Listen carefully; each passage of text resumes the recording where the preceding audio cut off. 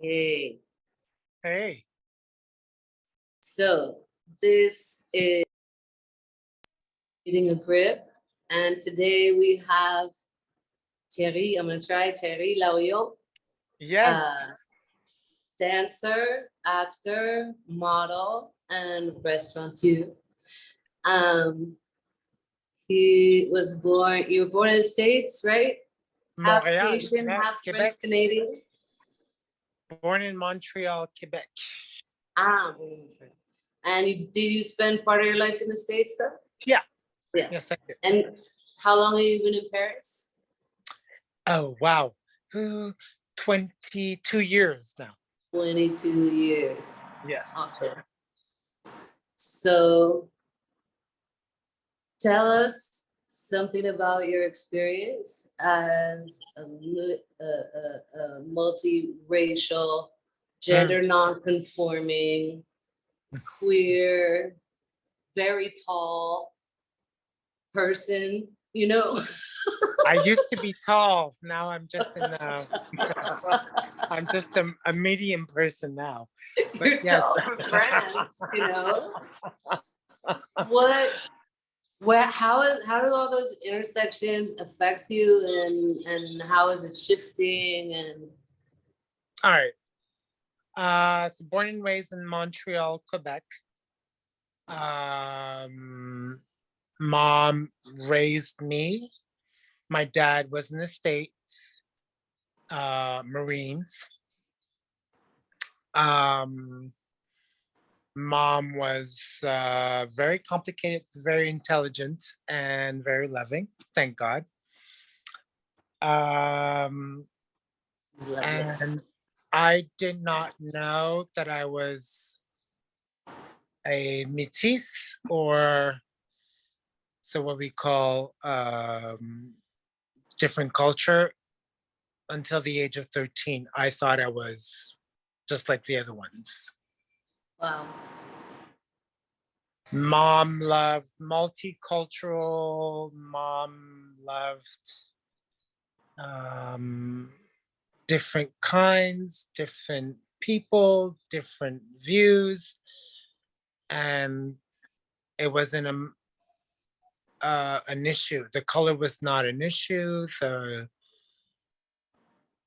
No, and where they were from wasn't an issue. You were just a person. So literally, when I was old enough to understand, because other people made me understand that I was not like them, was at the age of 13.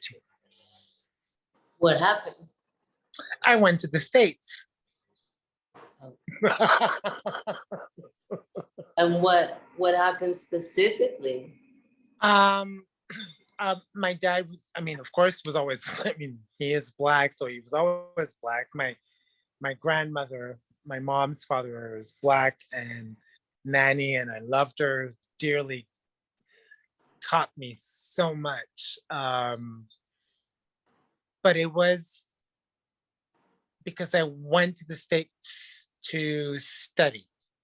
So age 13, 14, and I went to what you have in the States is freshman year. And literally, that's when I saw groups of people of color at the canteen, at the cafeteria, in groups, not mixing like what I was used to. I mean, I never asked myself anything. My best friends when I was a kid was Minh Duy, Vietnamese, Jesse Kiefer, Irish, French, Canadian, and so we were, like anything, just if we weren't asking these questions.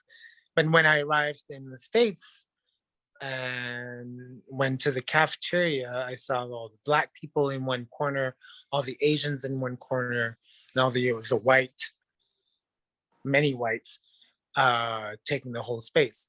And because I was so shy, I just went to the first table. I didn't look. So I was sitting with the geeks, thank God. Yes, thank you. Nerds. There are nerds in the Nerds. corner. Nerds. And of course, I wasn't gay, but I was always gay, but I wasn't gay out. Did you know you're gay, or did I you knew it was different. realize you were I knew black at I the was same different. time? You realized It was too much. I mean, already being a teenager is always, it's already too much. And then you have all these questions, and then you're in a new country, a new city, and you're realizing that you're completely different for X, Y, Z reason. I mean, it's like a 360 degrees of wrong, just wrong, wrong, wrong, wrong.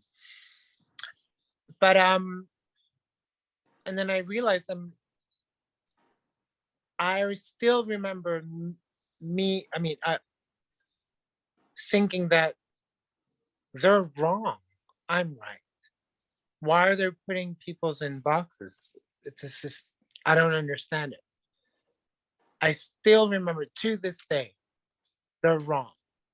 I don't understand it, and they're wrong. And when did you start meeting people who were right? Oh, even back then, I mean, I didn't make friends. I mean, I had some friends. They were all geeks, and I was a geek. But I knew that I could, when you share something,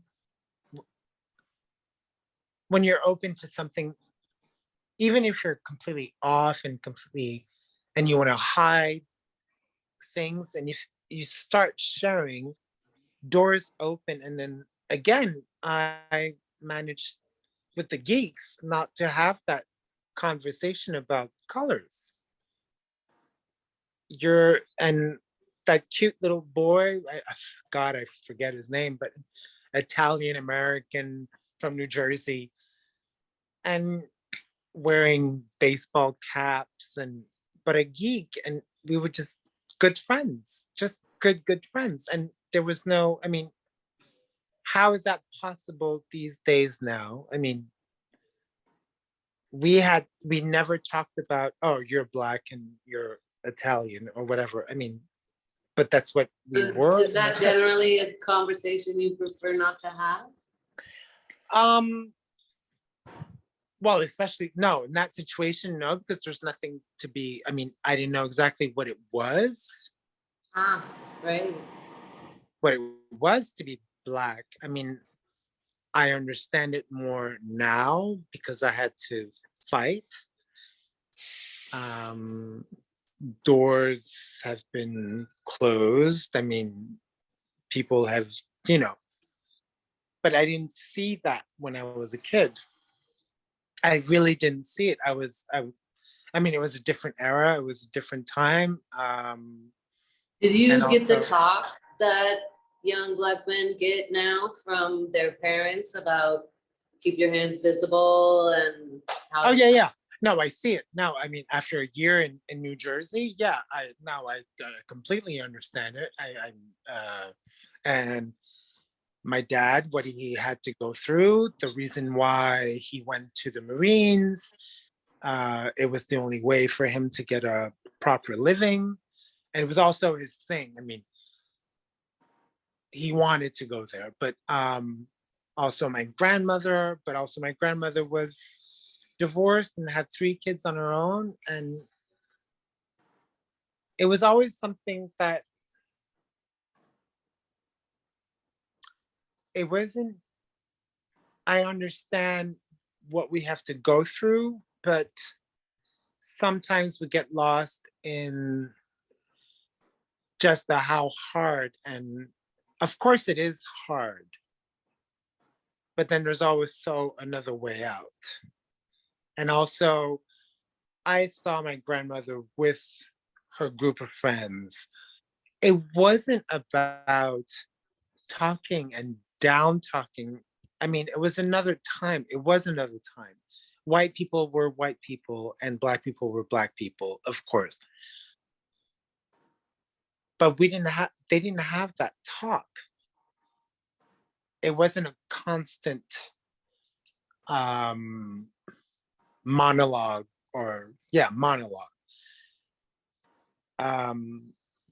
it wasn't pretty for them. I mean, of course, now I see and now I know my father had to do what he had to do, and he couldn't go where he wanted to go because he was Black. He wanted to be whatever those planes in the armies, whatever. But of course, Yeah. yeah. But of course, that was not open for Black people back then. Wasn't. But he was a bit bright. So he finished college and had a little degree, but then went to the Marines, and he did a long career in the Marines, and then of course got discharged after because of the Bush administration when they tried to cut on the budget for the army. Bref, so he was the first one to get laid off just before he could get a pension, right?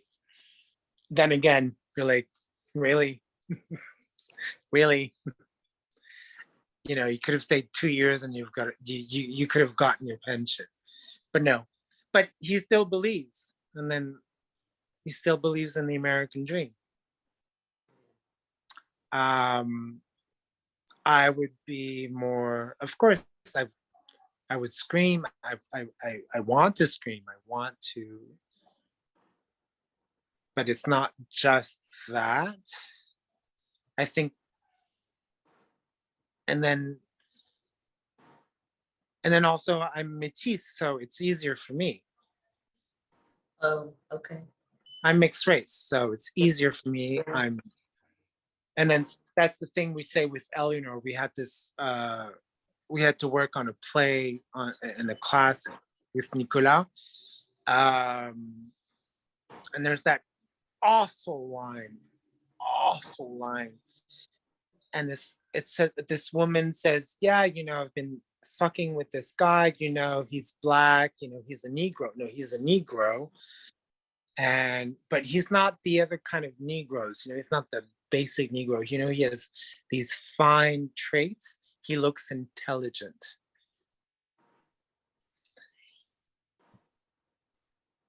And how appalling that is, I can still understand it. It's horrible. It's horrible. What play is this in? Merde. It's a German play. Wow. Merde. Van der. Eleanor, sorry for this. Oh, what's the play you had to play when you said the Black people? I fucked a Black person, and then, but he has, huh? Petra van Kamp. This is modern, written recently. Oh no, that was in. Well, yes, recently, yes, but Yes, contemporary play, right? contemporary play, but quoi, 60, 70, Maybe. 60s, 70s. Yeah. Yeah. But Who was it written by? yeah, c'est ça, j'ai pas le nom. I'll find it. Yeah. Anyway. Yeah, it's a German guy, that's what I said. Still resonates. And because I do understand it. I do understand it. And I understand it because I am that Black person they're talking about. That you can move between worlds. I have these To a certain degree, right? smaller features, wider features, and people will listen to me more than another one. Because you're taller and lighter skinned and Lighter skin and with these finer traits, these wider traits. Fassbinder. Ah oui, Fassbinder. so you're talking about moving in a space that's between privileged and underprivileged, Yeah. always in between. Mm-hmm. I can understand, but I've never been in their situations. I haven't. I'm Either one. You've never been in either. Yeah. No. I'm in between. Did you find a sense of we and us in the queer community that you didn't find at those separate tables in the I cafeteria? thought I could, and I went there, and being, well, now we're supposed to say what we're supposed to say now. I'm gay, because we're not saying homosexual, gay. Yeah, I wanted to mention that in French, it's like in Spanish, it's mestizo is the word you were using. Mestizo. Métis for Yeah, métis. yeah. Yeah. Instead And of saying then mulatto, right? Because we right. used mulat all the way to the 90s. Yeah. I know Right. it's just this, but and But also in the queer community, you're kind of veering towards saying you're in some in between zone there too. no, I've like, I think nobody wants, I mean, nobody wanted to be gay back then, of course, because it's hard. It's not, I went out with girls. I had sex with girls. But then it was just only to try to prove something that was not, right? Not possible to prove. How to think about guys the whole time, right? Yeah. Say no, I'm not gay. I'm not gay. I'm not gay. I can do it. I can do it. I can do it. But no, gay, what we call gay village in Montreal, or Le Marais in France, where the gays used to go out, was absolutely important, I think. I think for me, and I think for a lot of us, is to find out what it is and to be acknowledged and put on a pedestal. I mean, literally for something that you hated about yourself. Wow. And literally you're like, oh no, they're actually greeting me and bowing and saying, you're gorgeous, you're divine. So that's when you got the name Diva. Diva. No, that's after. But Okay. no, but I mean, it was the beginning. It was the beginning of and it was very important. It sounds like you saw your own beauty for the first time. Exactly. That's who I am. And that, and again, I wasn't placed as a Black person or a white person. I was, again, you're just gay and gorgeous. That's it. Again, so I'm like, again, it was comforting, and it was, again, something that I knew, something that I would really understand is there's no colors. It's just, it's just who you are. Did you understand before that you could be a model? Oh, hell no. No, no. I hated myself. I was ugly. I was pimply. I had arms that touched the floor. No. No. There was a period, it was like, oh, no. Oh, no, thank you. No. I hated myself. But I'm a weird cookie. My mom was complicated. I raised my daughter. Wow. My sister. Yeah. Yes, I raised my sister. So I was trying to hide. And also make sure that my mom was okay and my sister was going to be okay. So that was more important. So all that talk about who I am and all that was secondary. It wasn't.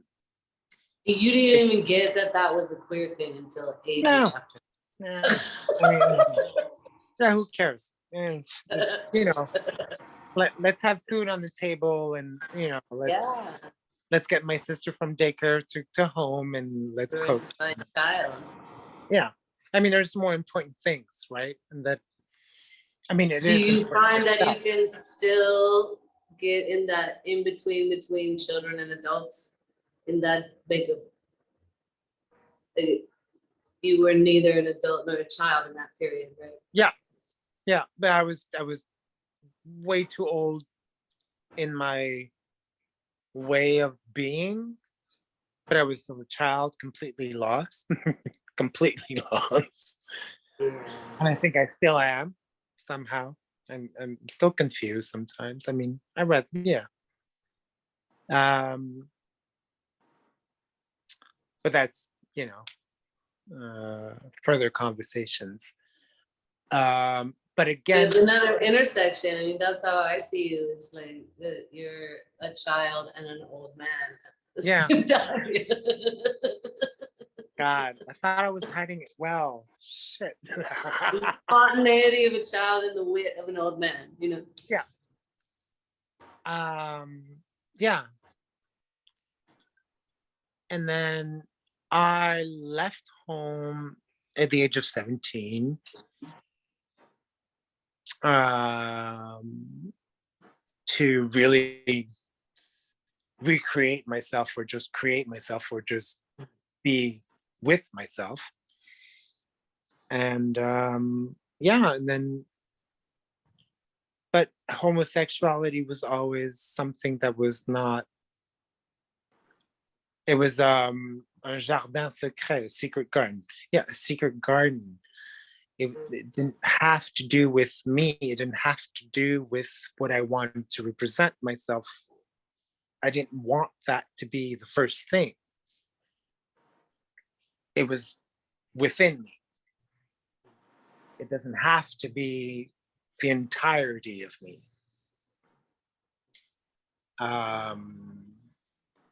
But it was important to go there because, yeah, it made me feel comfortable and proud, and I can love myself for who I am.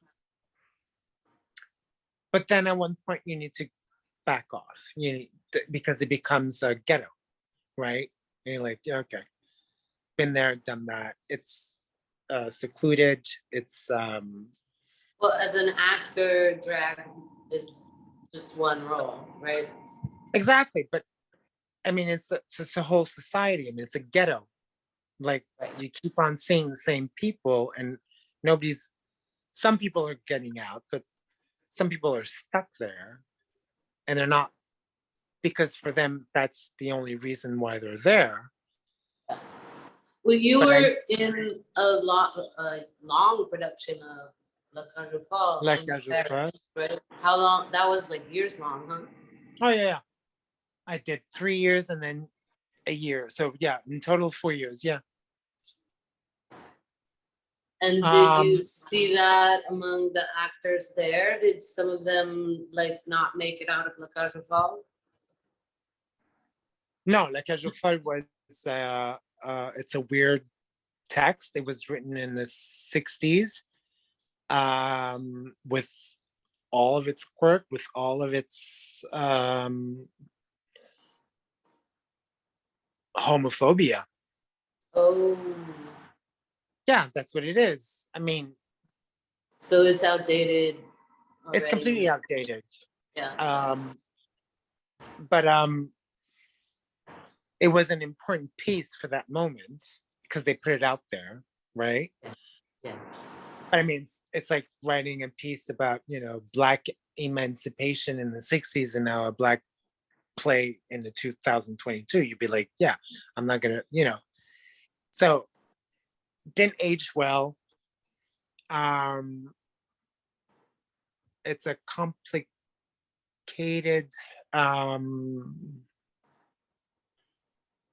because the French are so late in the game. I mean, it takes time. You mean for social innovation? Socially, socially, the immigration, the Black issues, the homosexual issues, I mean, the gay issues, gay issues.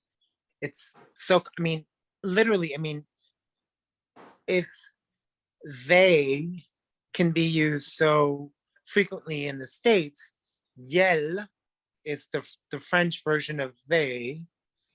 In 2 months was in the dictionary. but it's impossible because the language, the French language, doesn't allow to make it possible. Because as soon as you put the word, the verb to be something, to be blah, blah, blah, it automatically, you need to know if the person is a masculine or a feminine. Even your table has a gender in French. That gender is throughout everything you write. It doesn't stop with just he or she. It just, all the words after that, they do have an effect. So Do you think if you were 16 now, would you identify as non-binary? Or me, two-spirit is the other one they use. no, I'm binary. Yeah. Binary. It's no. I wish I could. I love the whole movement. I love the idea. I don't like the fact that there's so many undertones of little groups that become so secluded, actually. Okay. So it looks to you like a separate table in the cafeteria. Exactly. I want people to be all together. Yeah. And then with the years went by, I did so many gay prides, whatever. I was on a float. Woo-hoo. I was so proud. To be honest, Awesome. like, yeah. And the Mac float, hello. Yes. God, stupid. But anyway, so proud. But it was more of a communion and a joy. And now these past few years, it's just, these are the big hunky gays, these are the lesbians, these are the transgender, these are the girls that think that and these are the dads that, and there's the moms, and everybody's in a group. It used to be just the big huge group,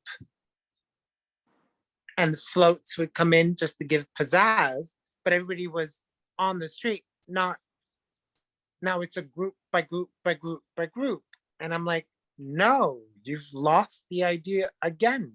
You've lost it. Mm. We're all for the search of the same thing.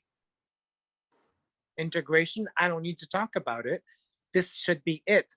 That's my word. Now you've put groups after groups, and you've separated and separated and separated and separated. And your whole bizarrely enough, we all existence have is a the bridge. same, we all have the same need, the same words. And you've separated, and the time people have separated each other, and I'm like, no, I don't want to be a part of it anymore. You fucked it up big time. I mean, I don't care if you fuck a plant or a cat or a dog. I don't care. I mean, if you're the mother that's a lesbian that's married with a gay dad and not, I mean, we're all here together to say we're here for love. That is the same, we all have the same word. Why do we need to be separated right now? That I don't understand that. And that's why I don't like it anymore. Nope. And it's linguistically challenging. Linguistically challenging? The extra pronouns. Oh, well, yeah. Yeah. I'm not down with that. But you said there's a lot you like about the movement. What do you like about it? I like the idea. And the idea is to be just open. But then you're opening yourself, and then you're closing yourself to be just a tiny little group. And it's like, no. And then, no. No. Again, no. I don't, you're black. Okay, you're black. You want to find people that have the same culture, that I do understand that. You feel better, but then also it's to incorporate and to, that is the, I think that's for me, that's the horizon. You can't stay in your little tiny little group. That doesn't make sense. That's against Well, human. but maybe it's for just for that phase that you mentioned where you felt beautiful for the first time. Yeah. And that you needed a safe container for that experience. But then you grew out of it, you said. You need to move out because this doesn't fit. If I'm gonna say all the heterosexuals are motherfuckers and blah blah, no. Yes, they are, but I still have to live with them, and then you're just feeding hate. And of course, it's wonderful if you, I mean, in your own group, you understand, but it doesn't give out the eye to go out. It just keeps you smaller and smaller and smaller. Contracted. You're talking as a dancer now. It's a contracted energy movement. Yeah. And then you don't, I mean, and not everybody is the same. And then you kind of course, you have more links with these kinds, I mean, the same group. Of course, it helps. It comforts you. It's helpful. But then no. You need to understand that this helps, but you need to open after, or else no, you're fucked. And then you're as bad as a goddamn fucking redneck that votes for Trump. Same shit for me.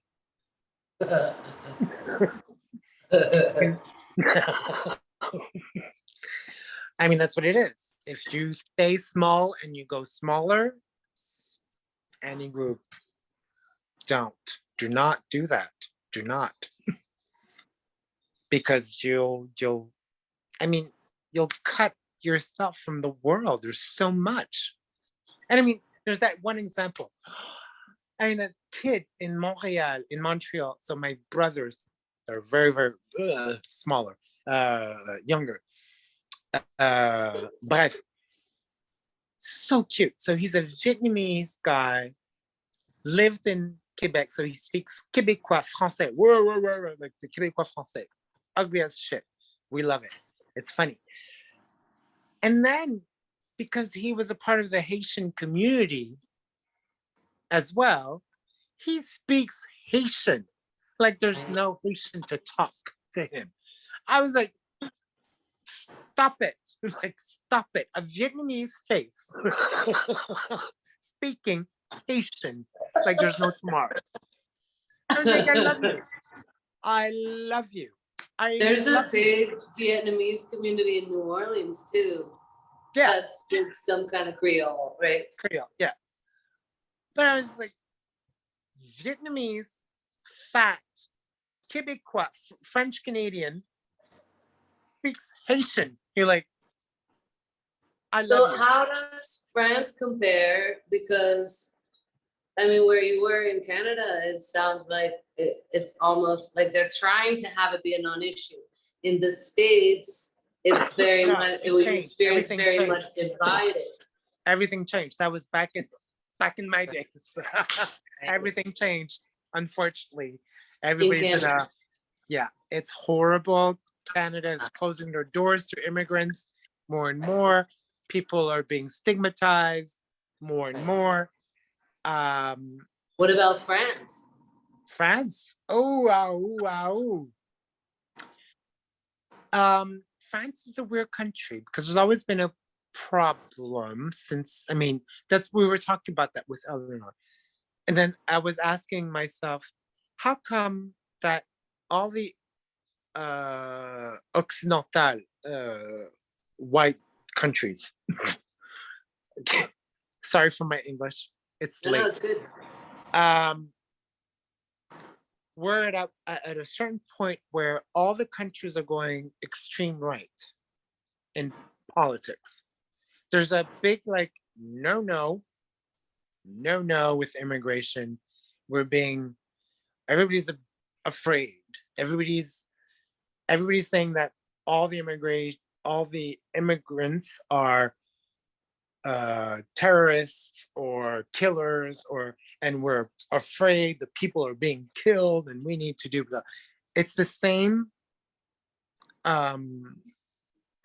words that are being used in every country: America, Canada, France, and now Italy, Sweden. Oh shit! Another northern countries. Sweden. Yeah. Extreme right. And then France, I mean, number one, nobody's talking about it, but number one at the assembly, l'Assemblée nationale, kind of like the Senate, but the other one, the number one is extreme right now. But no one is talking about it. But that is huge. So And that's that contracted movement that you were talking about. Right. Exactly. Going back into, yes, me, myself, and I. And all the rest is shit. And I think, I don't know. And I'm trying to understand. I mean, from the American side, I can understand it, the way it built up to Trump. I kind of understand. I don't want to just say, oh, thank you. No, I just kind of understand the dissent. France, I understand that in the 60s and the 70s, of course, they've had a huge immigration overflow because they fucked up big time and they didn't know what to do with these people that they fucked up. So they brought all these Algerians and Moroccans back in the country. Post-colonial. Exactly. But how, and then I was like, how this 500 years of slavery in the States, right, and just, I want to say 60 years here in France, where there's literally like a wave, right? That was a wave in the 60s. Is there tension between Afro-Europeans and African Americans?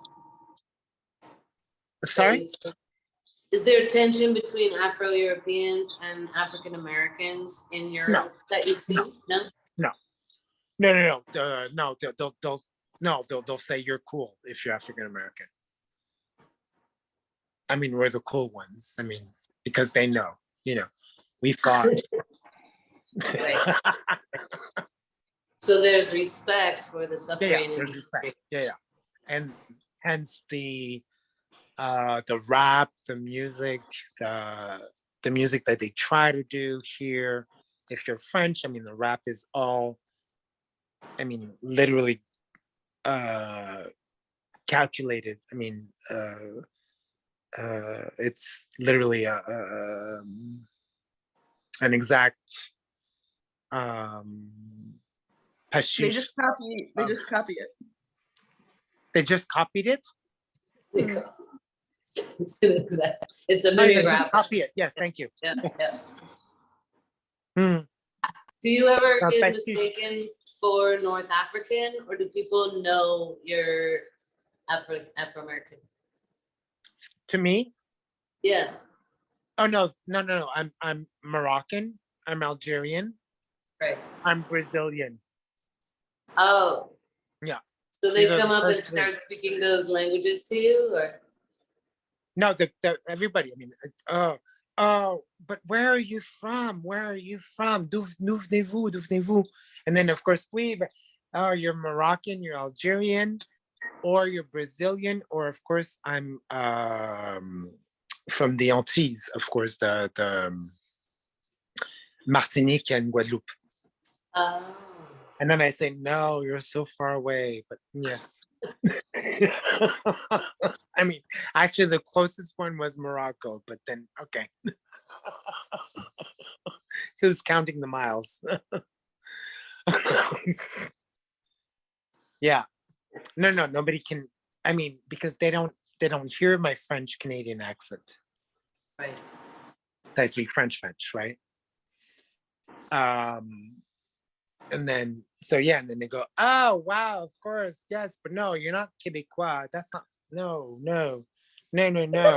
Like, yes, there are Black people in Quebec too. And that says something too, right?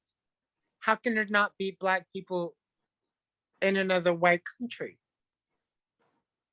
Right? That's so strange as an idea. There's no Black people in Australia? I would, you know. There are no Black people in Ukraine? Let me think about that. Did they ever have slavery in Canada? No. Well, yes. But we're sad ass pussies in Canada. They sucked at it, you're saying. Well, it's kind of soft. It was a soft porn. So was it a shorter period of time too, or? No, actually, it was the same period of time. It was the same period of time, but Canada wasn't as whatever. And then, because we're so north, right? African Americans went down south all the way to Canada. And with the quilt, you put that quilt on your back screen of your. Right? These were the symbols. So there were go south, quilt go north, patterns go west. along the Underground Railroad in Canada. Exactly. Wow. Yeah, all the way to Canada.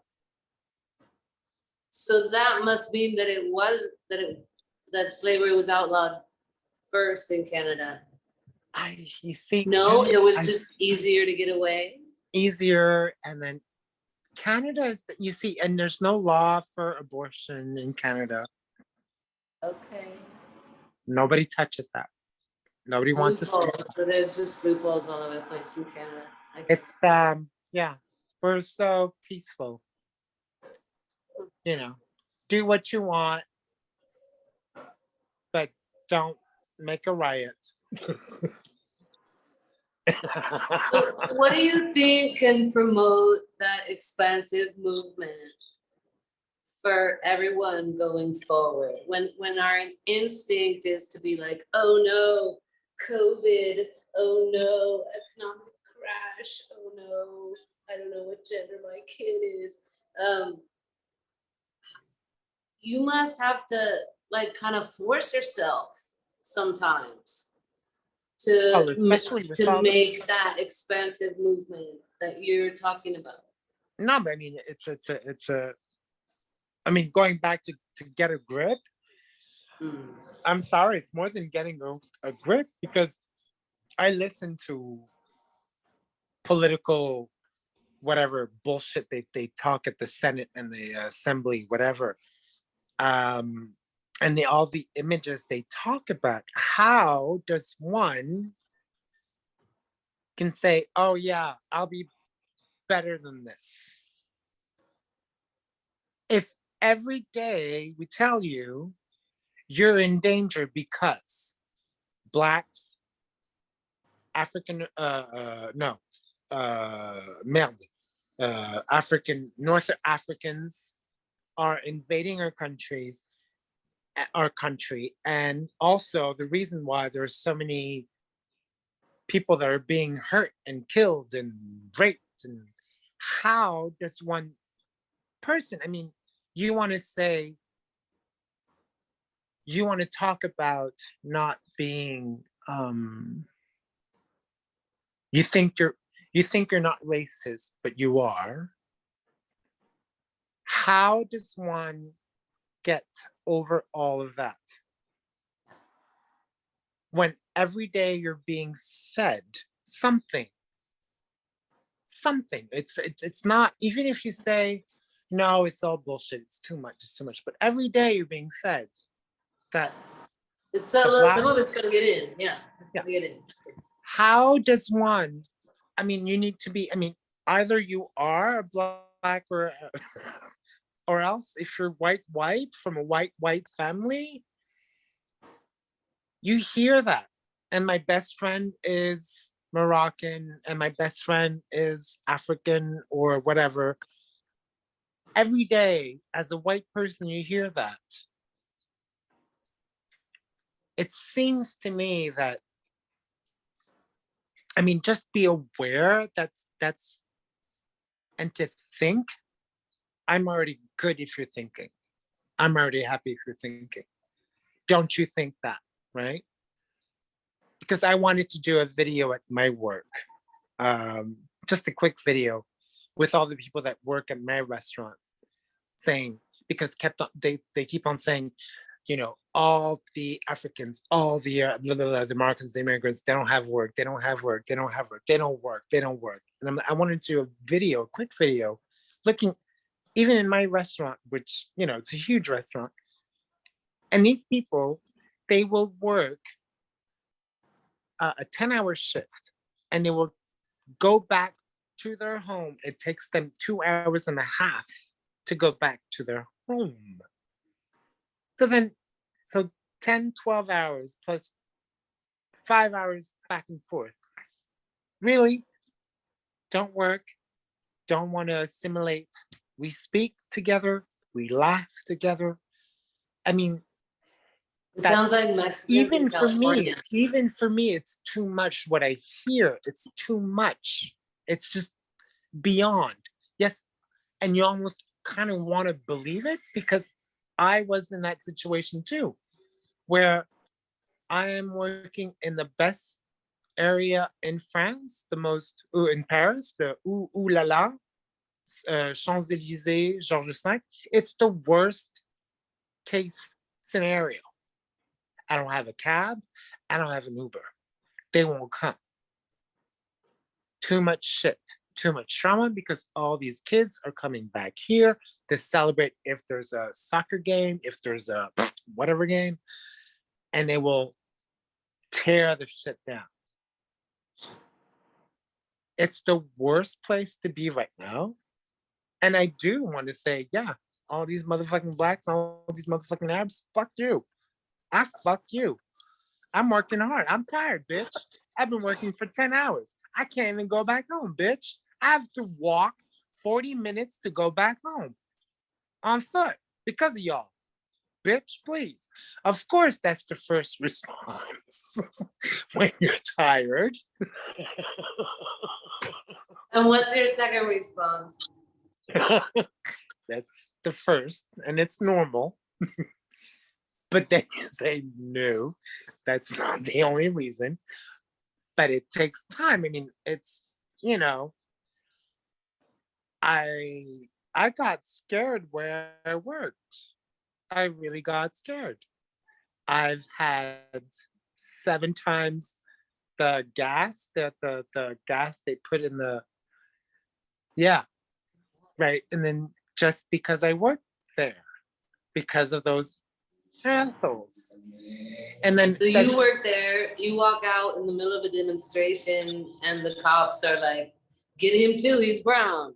Yeah. And so they spray your face. Go back home, go back into the restaurant because and then you're like coughing, yeah, and your eyes are tearing up, you're like, oh. And then, you know, it's like I've had cops being killed by, you know, terrorists right there in front of me.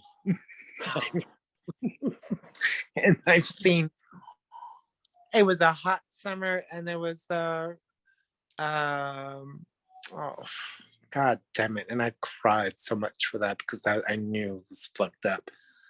One guy that worked at to do the pastries at a restaurant, and it was really hot, and the air con stopped in the back of the restaurant. It was hot, and they were in the kitchen, and they were working 12 hours. And suddenly, I don't know, throughout the last month, he started being more Muslim. I'm like, okay, whatever. Yeah. And then he just cracked because you'd be working 12 hours and going back and forth. It takes 5 hours to go back and forth to his home. So he ain't sleeping with this heat. And he got cuckoo, like anybody should, right? But he's black, wearing a Muslim, something. And the whole restaurant went berserk. Berserk. He went downstairs. The chef tried to talk to him and he said, he has a knife. He has a knife. And then, of course, the whole thing went into, so one person for a chef for desserts with a pastry knife has not 2, 3, 4, no, 100 police, CR, whatever the bigger names, dogs, and the big shotguns, and the whole street shut down for one guy that had a bad day at work. It was a movie. Like, we've seen that movie. And you're like, this poor guy, if he comes out alive, but he did, which thank God. No, not thank God. His life is over. I mean, how many, wheels can you put it into? I mean, put 100 people on a street, close off the street. He's fucked up. And I still remember that. I'm like, you see, then again, being black, and not Christian doesn't help. It really doesn't. You can have a bad day. Feel like you have to keep your anger inside until you get home? Or do you feel like you have relative freedom to express the full range of emotions? No. This was too much. I mean, it was too much. So I cried. I just cried. Well, yeah, no, I get that he lost his shit. Yeah. But the reaction to him losing his shit was not the same as the reaction to a white guy in the kitchen losing his shit. And I was just wondering where would you fall? Like, how careful do you have to be? Oh, and now, because of years have passed, I mean, so we're becoming more and more American, where we're supposed to be, we're obliged to, and there are rules, and rules cannot be bent. These are the rules.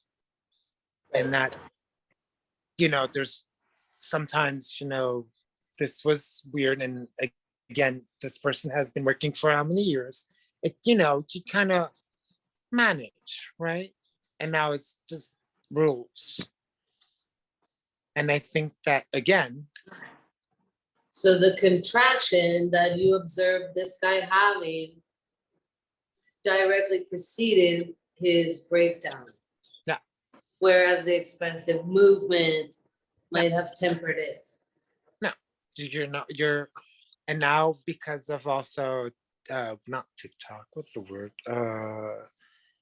Yelps and whatchamacallit, TripAdvisor. These things, because there's a French version, La Fourchette. We're not allowed to do anything. The client is king, but it's not more. It's not it's king, going down on your permanent record, whatever it is. Yeah. It's just beyond. And you're like, you can be yelled and kicked physically by a client. You are wrong if you say something. This is the world we are living in. So I don't know how Black people can, and any kind of minority, visible minority, and which is like my mom would say, I'd rather be a visible minority than an invisible majority.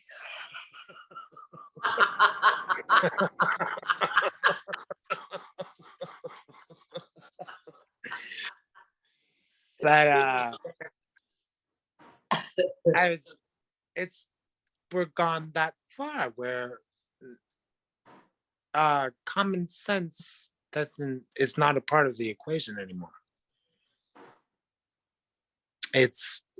And I don't see how we can go further. I mean, we've reached the plateau for now.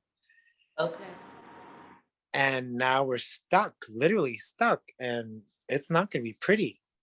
It's not going to be pretty. I mean, haven't things been opening up in, for example, TV and modeling, and isn't there more space for mixed race people now than there was before? No, there is. Of course there is. Which I'm happy somehow. The roles are not I don't know, I haven't yet found a story where sexuality didn't involve. That's my issue right now. Right. You don't need to say I'm homosexual, therefore you need to see me fucking with a guy, right? I mean, it just becomes.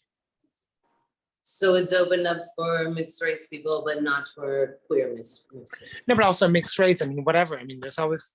I mean, no, but when you talk about sexuality, the homosexual, I mean, gay or whatever, lesbian. If there's a story about these people or about a story about a person that might happens to be gay, there's always going to have to be a sexuality something, and it's kind of a tricky trip, a cheap trip. Huh. This is why I hate queer cinema, because it's only about the fact that the people are gay and it's not about anything else, and I hate it so much. Right? It's so annoying. They're just people, and the story is only about their sexuality. Thank you. I hate this. I hate this too. Thank you. We're not fuck machines. I mean, I'm gay, then I fuck. And I'm fucked because I fucked. It's not even the secondary storyline. It's the main storyline every time. There's nothing else going on in the thing. Yeah. Thank you. So dumb. All right. I would end on that note, unless there's anything else that you've been wanting to say. Who are you talking to? You, silly, you're the one being interviewed. But she was looking upwards as if you were there. I'm just the peanut gallery making a comment. I'm not the one getting interviewed. All right, what was the question, Charlie? in closing, is there anything else that you wanted to tell us? Fuck, there's so much to say, but I would like to have a conversation with people that are trying to understand for the wrong reason why they should not be racist.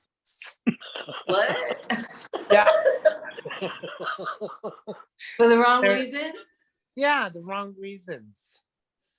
It's the wrong reasons. It's because being racist or not racist, it's something that we can talk about, but then you just need to get your act together and go out and meet these people and then really feel a real connection without knowing that they're black or white. Until then, You can talk all about you want. It's just talking. So I want you literally to have a real connection with someone and say, oh shit, I didn't remember. You're Black. That's when we're there. When we're there. Yeah. So what you're saying is this expansive movement forward has to be bigger steps, that the baby steps are not working. And we need to, yes, practice talking about it and then immediately go outside and make those real connections in real life. Real connections. Real connections. Yes. Real connections. Just because they're a person. Point. All right. Thank you, my beautiful diva. I love Such you. a pleasure and a privilege to enjoy your company. I'm privileged. What are you talking about? Your zebra hair. Oh God, I feel like dancing to my queen.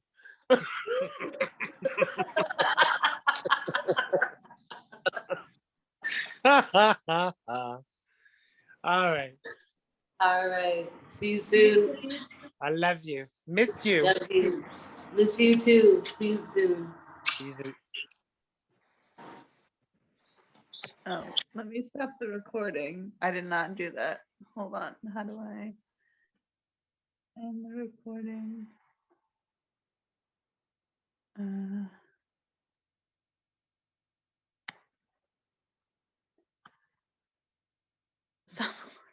Sorry, everyone. I couldn't figure out how to stop the recording.